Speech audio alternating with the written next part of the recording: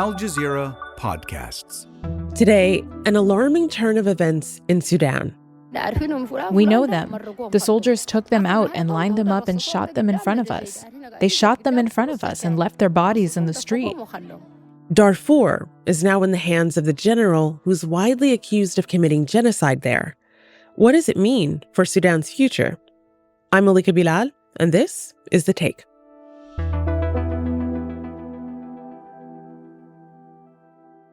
Before we go on with today's show, remember to leave us a comment telling us what you think about this episode. It's a heavy one. What questions do you want answered about Sudan's civil war? And if you're listening to this conversation, leave us a review on your podcast app. It helps other people find the show. I'm Dallia Abdelmoniem. I'm a Sudanese citizen currently residing in Egypt. I work in advocacy, consultancy, and political commentary on all things Sudan. And like many others, I'm one of the few lucky ones who managed to leave after the war broke out in April 2023. Well, Dallia, welcome back to The Take. When we last had you on, you were detailing the harrowing experience that was to have to leave your home country and flee in the face of the violence. So fast forward to this week. This week, the Sudanese armed forces lost control of the city of el-Fasher. It fell to the paramilitary group known as the RSF, or the Rapid Support Forces.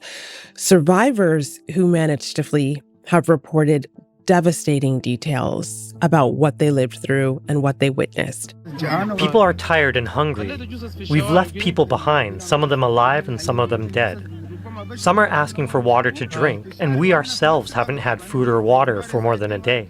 They described young men being lined up and shot, people being tortured and immediately killed if they were believed to be loyal to an opposing force.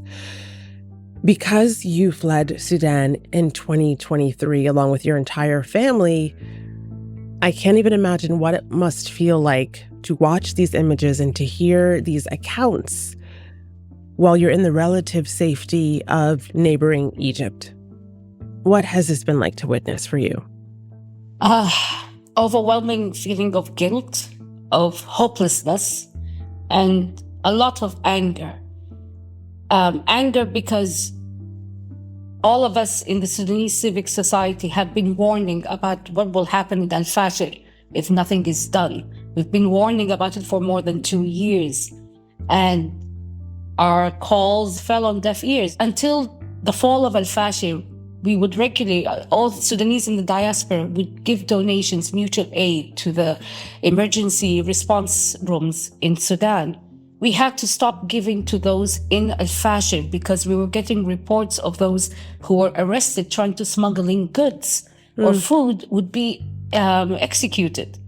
And sure enough, a video emerged of 4 or 5 young men who were caught trying to smuggle in pasta and rice. They were gunned down. Oh, no. And it's just horrible. There is no other way of describing it. And let's not forget that the people of Darfur went through something similar nearly 30 years ago. And I was speaking to someone who worked in that region after the first war, and he's like, what's happening now is 10 times worse than what happened 30 years ago. Wow. And 30 years ago, everyone was like, never again. It's been happening again and again, and nothing's being done about it. And that's where my anger also stems from. Yeah. Well, before we get into how this happened again or was allowed to happen again, tell us about el-Fasher and the significance of this place. What should someone who is not from Sudan know? El-Fasher is the capital of northern Darfur, and it was the last stronghold of the Sudanese army in Darfur. And it has been besieged by the RSF for more than 500 days. And for so long, el-Fasher was a hub. It's one of the last cities on the direct route to reach the rest of the country, the northern state and Khartoum. So geographically, it's also significant because it was like, you have to go through el-Fasher to reach the other side, other parts of Sudan. It was host city to so many displaced people from the first war. I mean, last year, the population of el-Fasher was nearly 1.5 million. Today, there's only 170,000 people still left inside the city, besieged inside the city. So these people are scattered. They are displaced time and time again. They are facing a horror and a terror that no one can imagine. And if you look at the satellite imagery that has been, posted the past few days, the level of, crime, of violations and atrocities being committed, I think is something that no one can wrap their heads around. I mean, if satellite imagery can pick up pools of blood on the ground, that just shows you the scale of killings that is taking place right now. Yeah. And what you're referencing is what researchers at Yale University analyzed and put out a report on, that satellite imagery could show streets stained with blood and piles of bodies. And these images could be seen from space. Yeah. So earlier, Dallia, you were saying that you and other Sudanese in the diaspora were putting out calls where you were warning this would happen. So talk to me about how we got here, because the main force standing in opposition to the RSF right now are the Sudanese armed forces. How did they lose control of the city? The RSF, after losing Khartoum, Darfur is their home ground, is their base. And so they were able to regroup. And they also used the rainy season, which is from May until early September, to be able to get more ammunition, to get more arms, more weapons. And you're talking about extremely sophisticated armory and weaponry, the likes of which I have never seen. And the RSF has been able to recruit mercenaries, has been able to recruit from within the tribes of Darfur, as we are reclaiming back our land, our territory, and so on. Even within these tribes, there's no clear line that I support this or I support that. Both armies have utilized, cause of ethnicity, cause of nationality, to push tribes apart, to tear them apart, and also to group them into their own side. And this comes into play right now. You have Darfurians killing Darfurians. And end of the day, there's a lot of, deep resentment towards the central side of Sudan, simply because the Western region was ignored for so long. It wasn't developed. Infrastructure is nearly non-existent. Education, the racism that a lot of these people from Darfur faced when they tried to find work or, opportunities in other parts of the country. So all of that comes into play into how the RSF can appear as something, desirable, that you want to be part of it. And, I know people personally who are pro-RSF, and I know people who are pro-army. And in my head, I'm just like, how is that possible? They're both killing machines. But people look at it from a, idealistic point of view, that I don't want the Islamists back in power, so I will back this force. And this other guy will tell you, no, I don't want these mercenaries to govern me, so I will back my army, even though I don't like the army. It doesn't make sense. Nothing makes sense in this war. More than 26,000 people reportedly fled el-Fasher in the days leading up to the RSF's advance. And you've explained about the ability of these warring parties to exploit ethnic tensions. Bring us up to speed then on the appeal of the RSF, who they are, their role, and how they're able to get some of this popular support. The RSF has had a name change and a facelift, so to speak. They were originally known as the Janjaweed, which means jinn on horse, jinn al al-khayl, which means devil on a horseback or devil on a camel. And they were the army that was set up by the former president of Sudan, Omar al-Bashir, who set them up as his personal army to ensure that they maintained order in Darfur during the war in that region back in the 2000s. And they emerged from being this, entity loosely made up of fighters into the army it is today. And how did that come about? First, the name change was one of them, from Janjaweed to the RSF. And then they became legitimized by the likes of the European Union, who signed the Khartoum process, whereby they paid the RSF 100 million to set up camps, to ensure that no African migrants crossed over into Europe. And then after that, they became like an army for hire by the likes of the United Arab Emirates, who basically paid for the RSF to fight their wars in Libya and in Yemen. Wow. So they basically emerged from this group of fighters on horseback to being this militarized combatants, fighters, mercenaries. They're made up of everything. They have their loyal fighters. They have their mercenaries from the likes of Colombia, South Sudan, Uganda, you name it. They're willing to pay for it. They pay very well. The RSF, or the Hemeti to be precise, the leader of the RSF, owns one of the largest gold mines in Sudan. Analysts say most of the illicitly exported gold is smuggled abroad by the paramilitary RSF. Dallia, you mentioned Hemeti, so I just want to explain for our audience, Mohammed Hamdan Dagalo, commonly known as Hemeti, and he's a Sudanese military officer who now is the current head of the RSF and was formerly of the Janjaweed. Is that correct? Yes, he was a part of the Janjaweed and he moved up the ranks.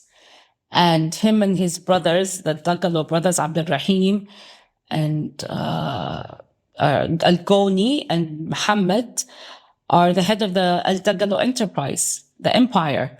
The younger brother is in charge of their business interests. He's based in the UAE. Abdulrahim is their commander on the ground. He's in charge of the forces. And Hemeti is the leader of all. They have amazing business investments in Sudan and abroad. They smuggle gold. They haven't stopped smuggling gold. And they're using the resources from this to fund their war. Same goes for the army. The army has also used the exporting of gold to fund their war. Dallia, Sudanese jewelry is gorgeous. Are you able to look at gold the same way after this conflict? No. I see all these. I mean, I don't like everyone, this call to boycott the UAE and boycott Dubai and so on. And every time I see these posts of the gold souks in the UAE, I just scream, that's our gold. That's ours, and you're flaunting it and selling it and making gazillions out of it. And we have people dying from lack of food, no water, no basics. And so it's very galling to see that. Well, I want to add, because you mentioned the gold souks in Dubai where so many people get their gold, I want to add that Sudan did file a case at the International Court of Justice against the UAE in March. It said it is implicated in genocidal acts by backing the RSF. Now, the UAE has denied those charges, and the ICJ dismissed the case, saying it didn't have jurisdiction. So Sudanese officials have said that has nothing to do with the merits of the case, and they're still going to put forward their charges in courts to ensure that there is accountability. Do you have hope for that process? No, absolutely not. It's taken the ICC more than 20 years to convict one of the original genocide generals from the first Darfur war. So I'm not holding my breath that something will happen. And the UAE, when they signed on to the Roma statute, they put, a condition, a caveat that they will not be, called for genocide. So they were covering their tracks even way back then. So I think it's a futile mission by the Sudanese army. But where I think the UAE can be touched and can hurt is the court of public opinion. They have worked so hard to put up this veneer, this look of, we are sophisticated, we are developed, we have this, we have that. But that veneer is being chipped away by what's happening in el-Fasher. So you can build as many, high-rise buildings, as many wheels or whatever you are doing, but your actions, you can't cover that. And that's being chipped away. And that's one of the few things that's bringing me a lot of pleasure, because they're scrambling to save face and people are calling them out. And about time. We'll have more with Dallia after the break. A young woman killed a stranger in South Korea because of her obsession with true crime stories. Her curiosity for dark tales became a deadly impulse to try out one of her own. Is the media responsible? Does true crime harm more than it helps? Hear the full story on True Crime Reports.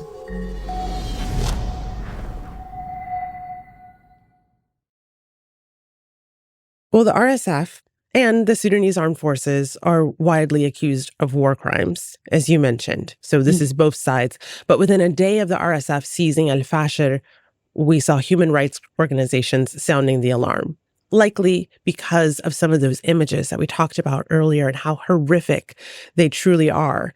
So I know it's hard to quantify things in the fog of war, and more details will become known in the coming days. But what do you make of what experts are saying about the scale of the violence right now, given the last few years of this war that we've seen across Sudan? I think it's the tip of the iceberg.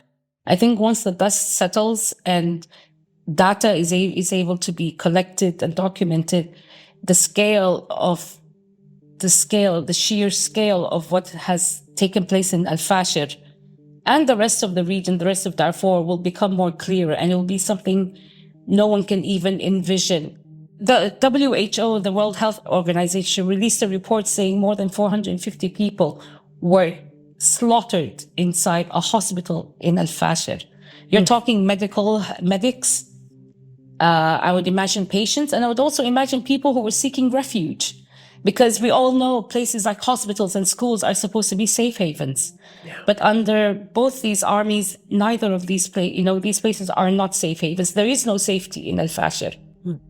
I mean, to me, that is what actually pained me the most, is that we're all dying like flies and no one gives an iota of interest of what happens to us. And I don't know whether it's because of our geography, our history, our ethnicity, our faith. I don't know. But it's quite sobering to realize that 2,000 people could be killed in a day, and that doesn't make a difference to anyone. All we'll get are empty statements condemning the atrocities. I'm sick and tired of these empty statements. I'd rather they don't say anything than come up with these cheap copy-paste, written statements that they all have ready in the background or in their files somewhere. I assume there you're talking mostly about heads of state, world leaders? All of them. Even the international organizations, the Security Council refused to pass a resolution 2 years ago about safe passages for civilians. Something so basic, something not controversial in any shape or form. And the Security Council didn't pass it. It took the United Nations months after Sudanese civil societies were talking about famine in Sudan for the UN to come out and say, there's a possibility of famine if this continues. But at the same time, it's a reflection of the world order today, where organizations like the United Nations, what they say no longer has much of an influence within the corridors of power, so to speak, in politics. And that's the sad part. Dallia, if the international community cared about Sudan, what would it look like? They would call into account, first of all, the backers of both armies, the ones who are helping the two armies to continue this war.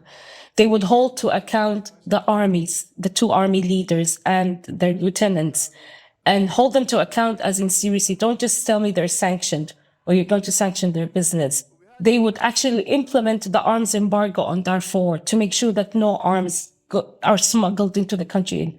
They would speed up the aid, the funding for humanitarian, needs. Sudan, I think the fund for this year, only 20% has been filled. It's really frustrating for me. And I also I put the finger of blame at our own leaders for allowing this to happen. They put us in this situation. And then the day you have to look in the mirror and, speak the truth.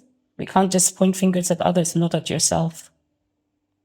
Well, Dallia, given your palpable frustration, I think I know the answer to my next question, but I have to ask it anyway, because the head of the RSF, who we mentioned, General Mohammed Dagalo, he responded to the international outcry about abuses in el-Fasher, and he posted a video on Telegram on Wednesday. There have been violations that happened in el-Fasher. From here, I announced the formation of an investigation committee, and it's not merely talks.